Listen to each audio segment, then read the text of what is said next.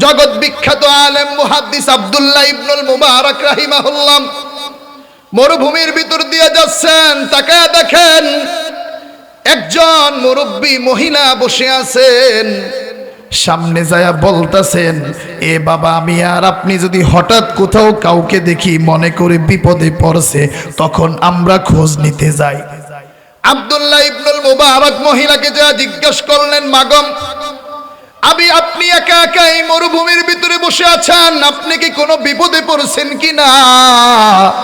যায়া সালাম দিছে, আসসালামু আলাইকুম। আমি আর আপনি হইলে বলতাম ওয়ালাইকুম আসসালাম, কিন্তু না, মহিলা স্বাভাবিক কোনো উত্তর দেয় না। মহিলা সূরা ইয়াসিনের 58 নম্বর আয়াত তেলাওয়াত করিয়া উত্তর দেয়, সালামুন কওলাম মির রাব্বির রহিম। এই আয়াত পড়ে যখনই মহিলা সালামের উত্তর দিলেন, আব্দুল্লাহ ইবনুল মুবারক বুঝতে পারলেন এই মহিলা তো স্বাভাবিক কোনো মহিলা না। এই মহিলারে বারবার প্রশ্ন করতে হবে। সুবহানাল্লাহ।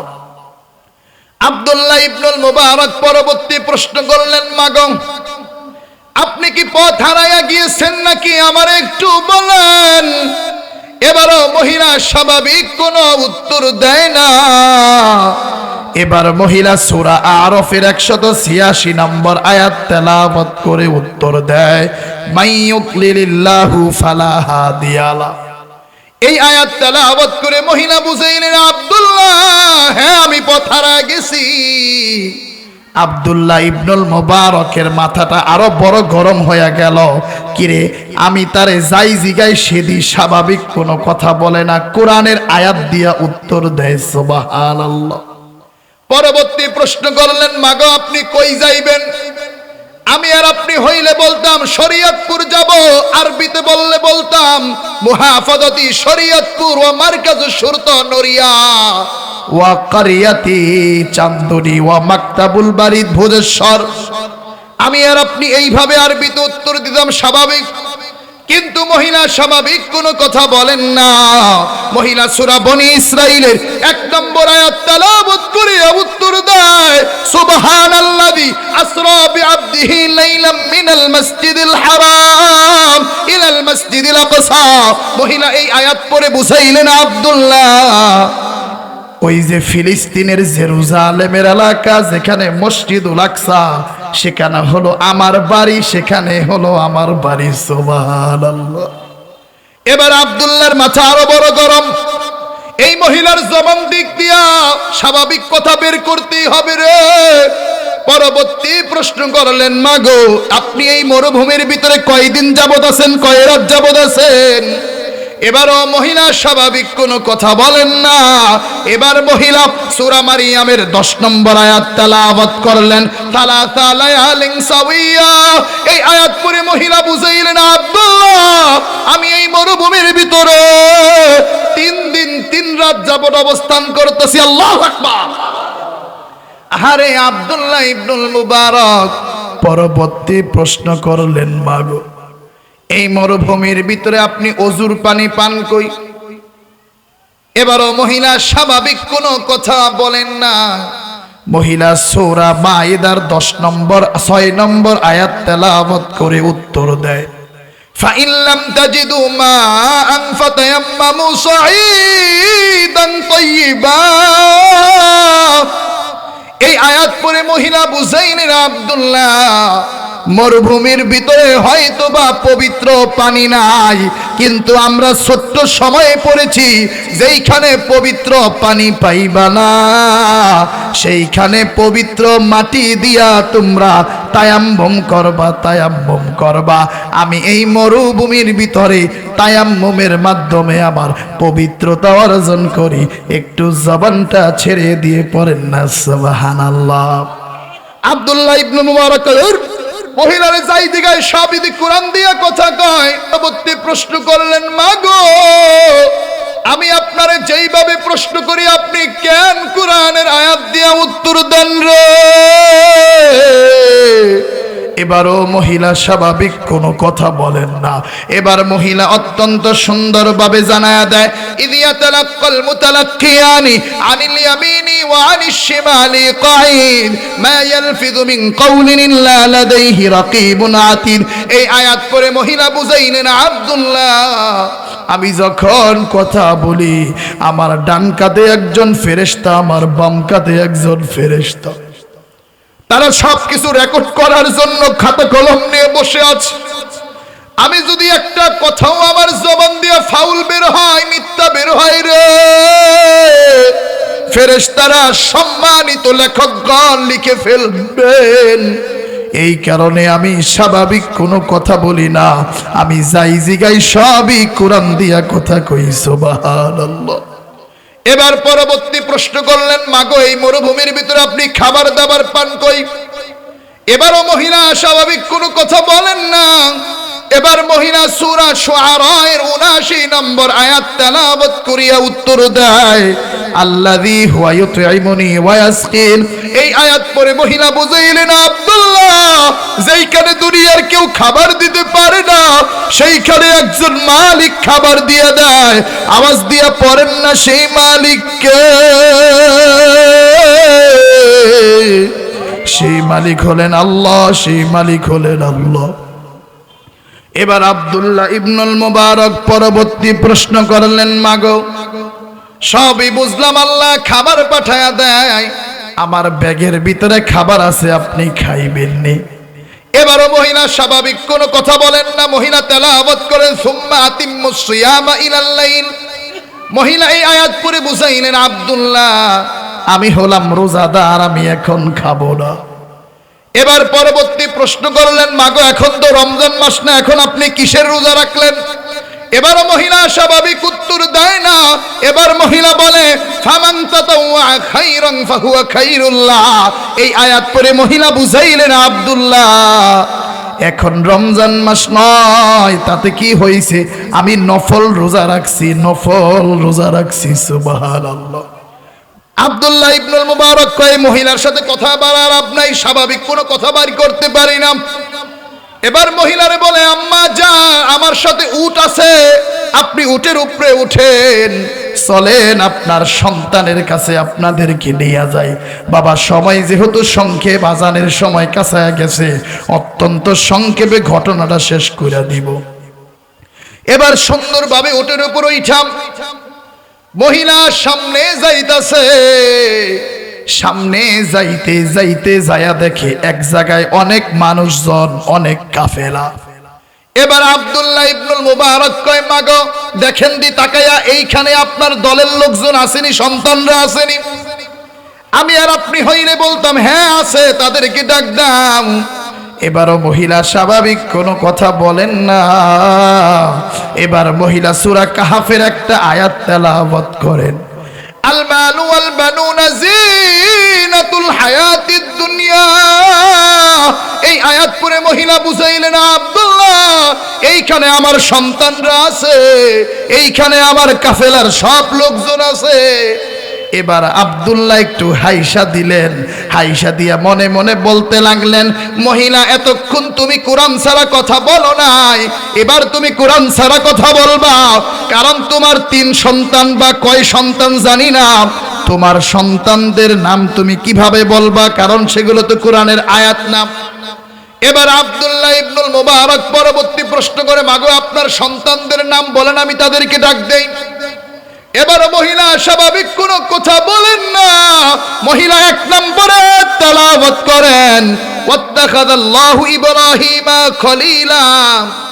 2 নম্বরে ওয়া কাল্লামাল্লাহু মূসা তাকলিমা।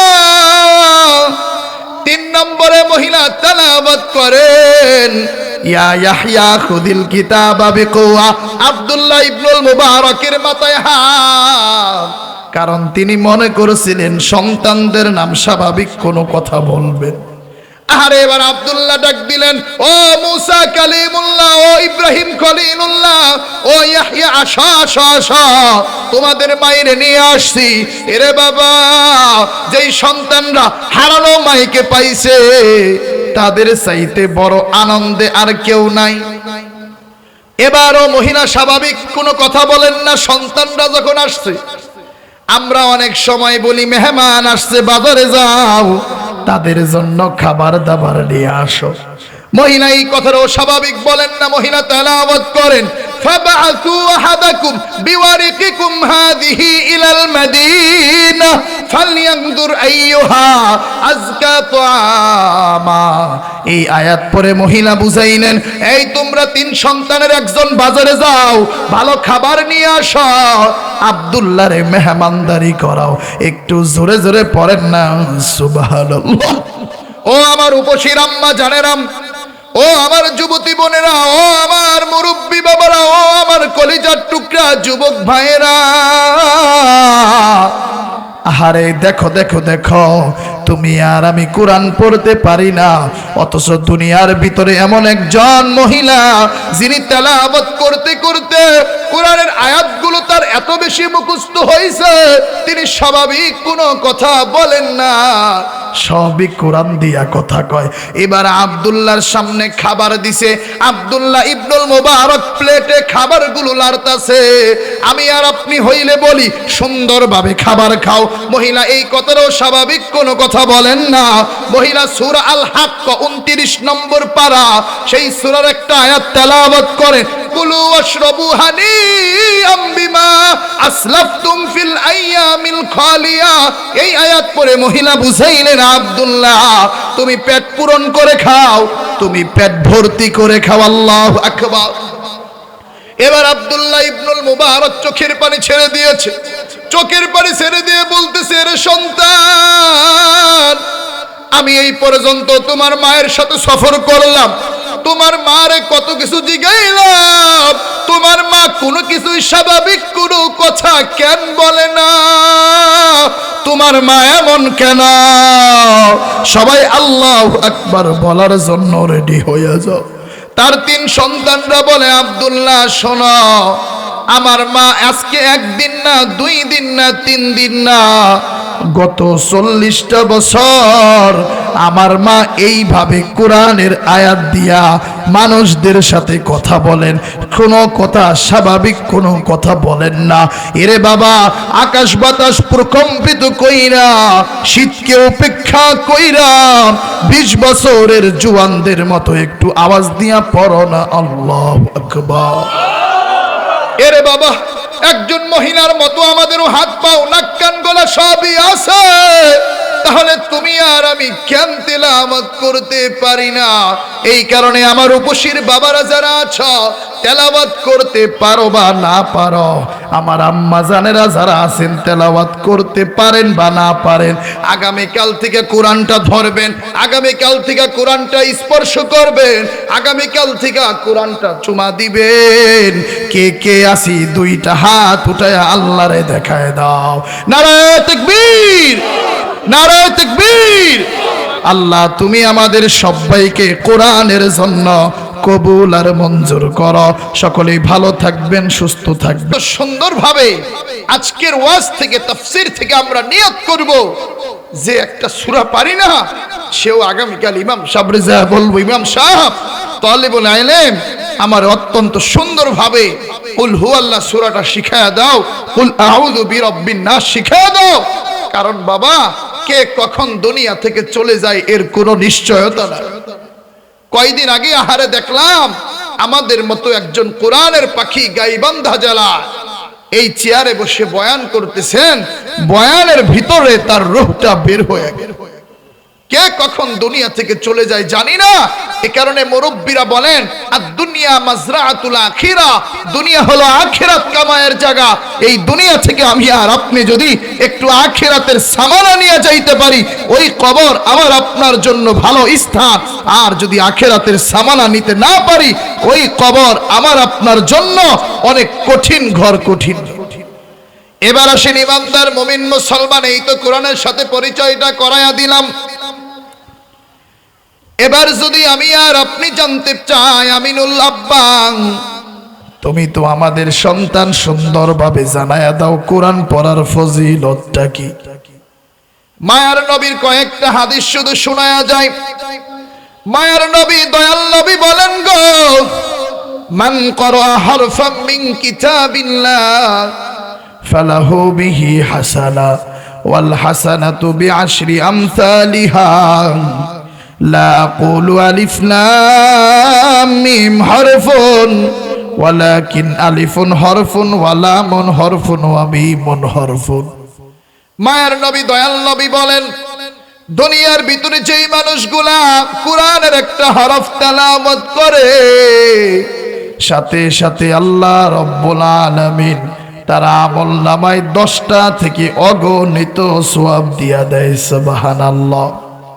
এরপরে মায়ার নবী আরো জানায়া দেন, আমি বলি আলিফ লাম মিম এই তিনটা মিলে এক হরফ না, বরঞ্চ আলিফ একটা হরফ, লাম একটা হরফ, মিম একটা হরফ।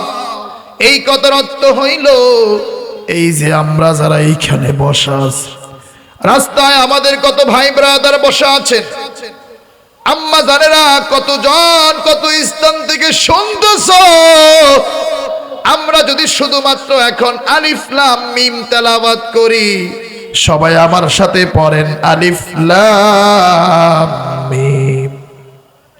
মায়ের নবী দয়াল নবী বলেন, আলিফ একটা হরফ, লাম একটা হরফ, মিম একটা হরফ।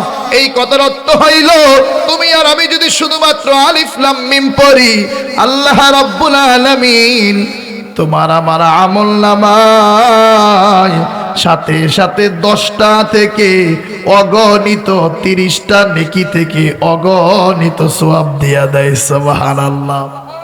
এই কারণে আমি আর আপনি যখনই ফ্রি থাকব, সংক্ষেপে পড়ব কুল হুয়াল্লাহু আহাদ। এই সূরাটা ছোট আছে, একটু পড়ার ট্রাই করব।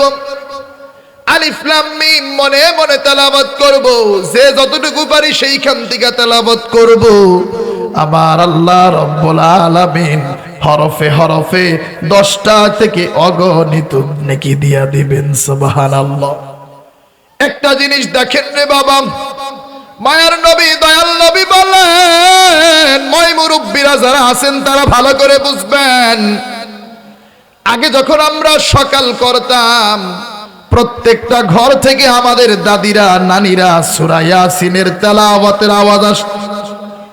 আর বর্তমানে আমরা সবাই ধনী, আমরা যুব সমাজ যারা আছি গো, আমাদের সকালটা ফজরের সময় হয় না, দুপুর 11টার সময় আমাদের সকাল হয়। মায়ার নবী বলেন, ইন্নাল্লাযী লাইসা ফী জাওফিহি শাইউম মিনাল কুরআন কাল বাইতিল খরিব। মায়ার নবী বলেন, যেই অন্তরের ভিতরে কোরআনের কোনো অংশ নাই, যেই ঘরের ভিতরে কোরআন তেলাওয়াত করা হয় না, যেই ঘরের ভিতরে কোরআন পড়া হয় না, মায়ার নবী বলেন সেই অন্তরগুলা ভালো মানুষের অন্তর নয়, সেই অন্তরগুলা হইল শয়তানের অন্তর, সেই ঘরগুলা হলো শয়তানের ঘর। এই কারণে বাবা একটা জিনিস দেখেন, বর্তমান ঘরগুলার ভিতরে রহমত নাই, বর্তমান ঘরগুলার ভিতরে বরকত নাই, স্বামী স্ত্রী মিল নাই। আগের জমানায় তালাক দেখা যাইতো না, পরকিয়া দেখা যাইতো না। আর বর্তমান সমাজের প্রতিটা ঘরে ঘরে আমরা যুব সমাজ তালাকের প্রতি উদ্বুদ্ধ হয়ে গেছি, পরকিয়ার প্রতি উদ্বুদ্ধ হয়ে গেছি, ঠিক কিনা? এর কারণ একটাই, রহমত আসার মাধ্যম বন্ধ হয়ে গেছে। কোরআন পড়তে পারি না, কোরআনের সাথে কোনো সম্পর্ক নাই। কোরআনটা কতদিন দইরা ধরেন না ও মুরব্বী বাবা, চোখের পানি ফেইলে একটু কল্পনা করো রে, কোরআনটা কতদিন ধরো না, চুমু দাও না, বুকে দাও না। আজকে যদি তোমার আমার মরণটা হয়ে যায়, আল্লাহর কাছে কি জবাব দিবা? মায়ার নবী অপর হাদিসে বলেন, আল কুরআনু শাফিউন মুশাফফাউন ওয়া মাহিল্লুন মুসাদ্দাকুন মান জাআলাহু আমামাহু কাদাহু ইলাল জান্নাহ ওয়া মান জাআলাহু খালফা যহরিহি সাকাতাহু ইলান নার। মায়ার নবী বলেন, কোরআন হলো এমন সুপারিশকারী যার সুপারিশ কবুল করা হবে। কোরআন হলো এমন তর্ক বিতর্ককারী যার তর্ক বিতর্ক আল্লাহর দরবারে সব কবুল করা হবে। সুবহানাল্লাহ। উদাহরণস্বরূপ, আমার আপনার একটা ন্যাক যদি টান পড়ে যায়, আহারে আমি আপনি সেই দিন কত পেরেশান রোজে মাহশারে, সেই সময়টা কোরআন চলে আসবে, ইয়াসিন সূরা চলে আসবে, আয়াতুল কুরসি চলে আসবে, সূরা হাশরের শেষ 3 আয়াত চলে আসবে। আল্লাহর কাছে আয়েশা বলবে, আল্লাহ উপসির এই সন্তানরে তুমি জাহান্নামে দিতে পারবা না। সে আমার ইয়াসিন তেলাওয়াত করতো, সে সূরা ওয়াকিয়া তেলাওয়াত করতো, সে সূরা মুলক তেলাওয়াত করতো। আমার আল্লাহর নবী বলেন, কোরআন হলো এমন সুপারিশকারী, সুপারিশ করতে দেরি আছে, কোরআনের সুপারিশ কবুল করতে দেরি নাই। একটু জবানটা ছেড়ে দিয়ে পড়েন না সুবহানাল্লাহ। তবে বাবা, কোরআন যদি আবার অশুদ্ধ করে পড়া হয়, মায়ার নবী এটাও হাদিসে বলেন, রুব্বা কারিন ইয়াকরাউল কুরআন ওয়াল কুরআনু ইয়ালানুহু। মায়ার নবী বলেন, অনেক মানুষ আছে কোরআন তেলাওয়াত করে, কিন্তু ওই কোরআনের তেলাওয়াতের কারণে সওয়াব হয় না। আল্লাহ রব্বুল আলামিন অশুদ্ধ হওয়ার কারণে এই কোরআন তাদেরকে অভিশাপ দিতে থাকে, অভিশাপ দিতে থাকে। নাউজুবিল্লাহ। উদাহরণস্বরূপ আমার আল্লাহ কত সুন্দর জানায়া দেয়, আলহামদুলিল্লাহি রাব্বিল আলামিন আর রহমানির রহিম। কত সুন্দরভাবে উচ্চারণগুলা। এইখানে আমি যদি আলহামদু মানে সকল প্রশংসা, এখন যদি বলি আলহামদু, তাহলে অর্থ হয়ে যাবে সকল নিন্দা। এই কারণে বাবা তুমি আর আমি, এই কারণে সব সময় একটা কথা বলি, এই যে আমাদের উপসিতে মাদ্রাসা আছে, লক্ষ্মীপুরে মাদ্রাসা আছে, ভুদেশ্বরে মাদ্রাসা আছে, ইমামদের সহিত সম্পর্ক বাড়াও। আলাম তারা থেকে কুল আউযু বিরাব্বিন নাস, এই 10টা সূরা তেলাওয়াত করো শুদ্ধভাবে, না হলে কিন্তু এই নামাজ তোমারে আর আমারে জান্নাতে নিতে পারবে না।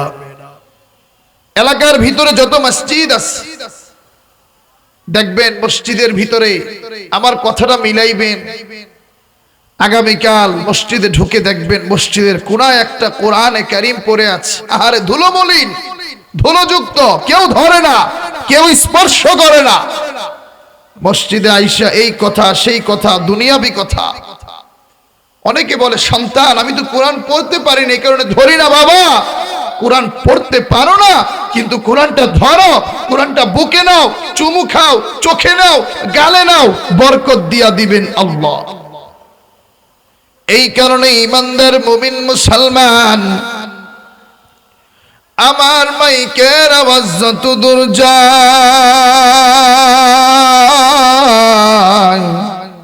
আমার আম্মা জানেরা বোনেরা যে যেখান থেকে শুনছেন, আমরা তো কোরআন পড়ি না, কোরআন পড়তে জানি না। আজকে আমি আপনাদেরকে কোরআনের সাথে পরিচয়টা করায়া দিব। আজকে আমি আপনাদেরকে কোরআনের সাথে টকিং করায়া দিব, কথা বলায়া দিব। আমি আর আপনি যদি প্রশ্ন করি, এরে কোরআন তুমি কোথা হতে নাজিল হয়েছ, কোথা হতে এসেছ, এই কোরআন আপনাকে আর আমাকে অত্যন্ত সুন্দরভাবে জানায়া দেয়। তানজিলাম মিম্মান খালাকাল আরদা ওয়াস সামাওয়াতিল উলা। এই কোরআন আপনাকে আর আমাকে জানায়া দেয়, এই 7 আকাশ 7 জমিন যে আল্লাহ নাজিল করেছেন, 7 আকাশ 7 জমিন যে আল্লাহ সৃষ্টি করেছেন, বানিয়েছেন, আমি কোরআন সেই আল্লাহর পক্ষ থেকে নাজিল হয়েছি। এবার যদি আপনি কোরআনকে জিজ্ঞাসা করেন, হে কোরআন, এই 7 আকাশ 7 জমিন নাজিল হওয়ার আগে তুমি কোথায় ছিলা? এবার কোরআন আপনাকে আর আমাকে কত সুন্দরভাবে উত্তর দেয়, বাল হুয়া কুরআনুম মাজিদ ফি লাওহিম মাহফুজ। এই কোরআন কত সুন্দরভাবে উত্তর দেয়, 7 আকাশ 7 জমিন নাজিল হওয়ার আগে আমি কোরআন লাউহে মাহফুজে ছিলাম, আমি কোরআন লাউহে মাহফুজে ছিলাম, একটু জবানটা ছেড়ে দিয়ে পড়েন না সুবহানাল্লাহ। এবার যদি আপনি কোরআনকে জিজ্ঞাসা করেন, হ্যাঁ কোরআন, এই দুনিয়ায় তুমি কার উপর নাজিল হয়েছ? এই দুনিয়ায় তুমি কিসের উপর নাজিল হয়েছে রে কোরআন? এবারও কোরআন আপনাকে আর আমাকে কত সুন্দরভাবে জানায়া দেয়, তাবারাকাল্লাযী নাযালাল ফুরকান আলা আবদিহি লিয়াকুনা লিল আলামিনা নাযীরা। কোরআন অত্যন্ত সুন্দরভাবে জানায়া দেয়, এই দুনিয়ার সর্বশ্রেষ্ঠ মানুষ, এই দুনিয়ার সর্বশ্রেষ্ঠ রাসূল সাইয়্যিদুল মুরসালিন খাতামুন নবীন সরকারে দো জাহাঁ সরদারে দো জাহাঁ জনাবে মুহাম্মদুর রাসূলুল্লাহর উপর আমি কোরআন নাজিল হয়েছি। সুবহানাল্লাহ। মুসলমান একটা জিনিস খেয়াল করো, এই আয়াতে আমার আল্লাহ বললেন তাবারাকাল্লাযী নাযালাল ফুরকান। তার মানে বোঝা যায় কোরআনের নাম একটা না, কোরআনের একাধিক নাম। যেমন এই আয়াতে